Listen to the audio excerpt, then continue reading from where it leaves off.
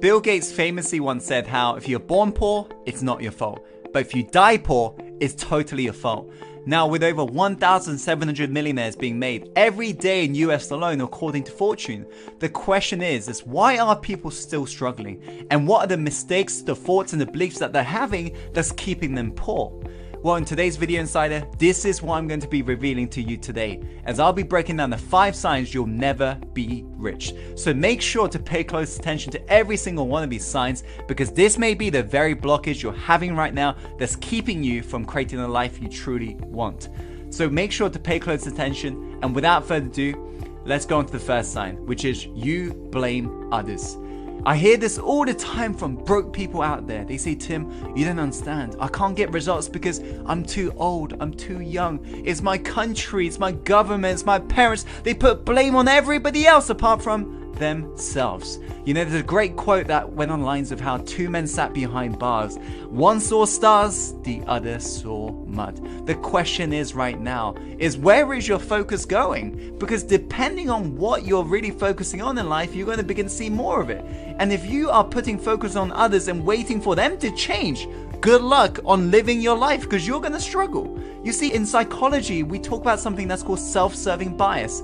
And researchers basically discovered how many of us will take the credit for ourselves if things are going good, but we lay blame on circumstances when things go bad. Yes, I understand blaming others is easy. Yes, blaming others may protect your insecurity and ego, but if you don't stop blaming others for your misfortune, you can never take the personal responsibility and become the captain of your own ship, meaning you can never steer it in the direction you want to go in life. So you've got to be willing to take full ownership and realize it's entirely your fault. If you aren't proud, or if you haven't got yourself to where you want to be, realize it's your fault. You got yourself here, and now you got to get yourself out. So let's make it happen and take full ownership. Let's go on to the second sign, which is you justify why money isn't important. Let me put this bluntly. Anyone who says that money isn't important doesn't have any. You see, whatever beliefs you got right now in regards to money is either drawing it closer towards you or away from you. The question is, what are your beliefs right now? Because rich people understand the importance of money and the place it has in our society. On the other hand, poor people validate their poor thinking by using irrelevant comparisons. No thought lives in your head rent-free. You end up paying for every negative thought as well as your beliefs right now. And as you're growing up, it's very likely you believe these negative statements that the society told you to believe, such as money is the root of all evil, rich people are greedy.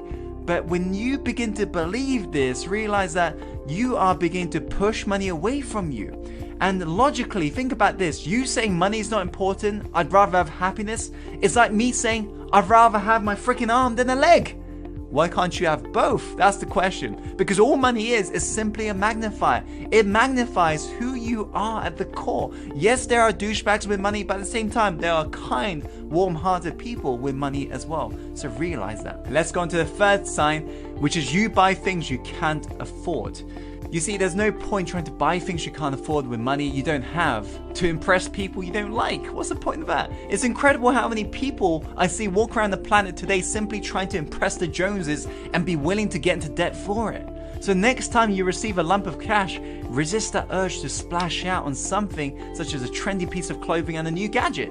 Yes, the instant gratification may feel good, you may feel special, but in reality, the typical millionaire isn't all Hollywood glitz and glamour. Many live below their means, investing and budgeting money diligently and spending it intelligently, and they only treat themselves if they can actually afford it. If you consistently follow these standards, you too can become rich. So to sum up, spend less time impressing others and more time in impressing yourself. Be willing to put in the work and energy to climb the mountain so you can see the world, not so the world can see you. The aim, my friend, is to be rich, not to look rich. Now let's go on to the fourth sign, which is you've got a scarcity mindset. You cannot accumulate wealth if you view money and if you view life in general with a scarcity mindset. If you believe there's limited amount of money, if you believe when you sell something to someone and you're taking money from them and you believe they're not going to be able to get that back, if you approach life with a scarcity mindset, you cannot accumulate wealth. All affluence really means, the literal meaning is abundant flow.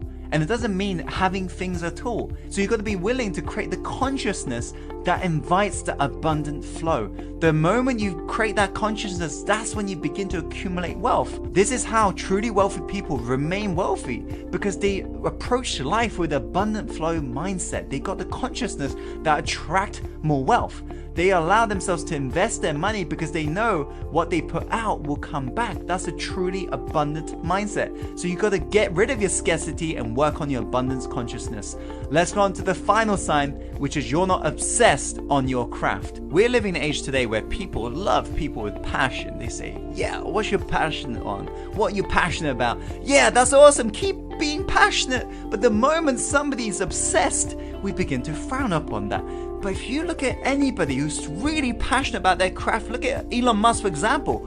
They are freaking obsessed. They're possessed about their craft. They're willing to do whatever it takes to commit to mastery and be willing to make the mission a reality. But we frown upon that. Give me obsession over intelligence any day, because I'll be more successful when I'm consistent with my effort. It doesn't matter in this day and age whether or not you're intelligent. It matters whether or not you're consistent with your actions. And consistency comes from sheer obsession towards your craft. So find what you truly love to do. Yes, find that passion, but be willing to get obsessed over it. Be willing to be obsessed on the marketing that product, selling that product, getting out to our marketplace. Be obsessed with your craft, because if you aren't, you'll never be rich in your life. These are the 5 signs you'll never be rich. I hope you found today's video helpful. If you have, be sure to click that like button and share this video with your friends and loved ones who need to hear this message right now, because life is